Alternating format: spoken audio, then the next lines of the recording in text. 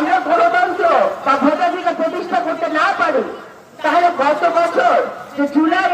অভ্যুত্থানে আমাদের এত ভাইদের এত বোনদের রক্ত ঝরেছে, মৃত্যু হয়েছে, 17 বছরে রক্ত ঝরেছে, মৃত্যু হয়েছে, এত খুন হয়েছে, আমাদের আবু সাইদ পুত্রদের প্রাণ দিয়েছে।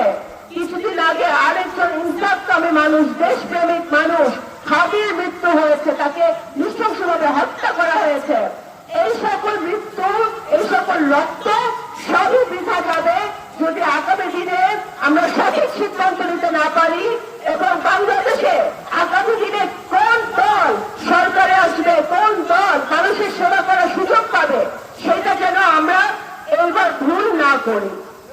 আমি আপনাদেরকে অনুরোধ জানাই, সবার প্রতি আমার সম্মান। এখানে যারা অন্য প্রার্থীরা আছে তাদের সকলের প্রতি আমার অনেক অনেক সম্মান রেখে আমি বলতে চাই যে আমি কিন্তু আমার বাবার সন্তান হিসেবে এবং এই মাটির সন্তান হিসেবে আমি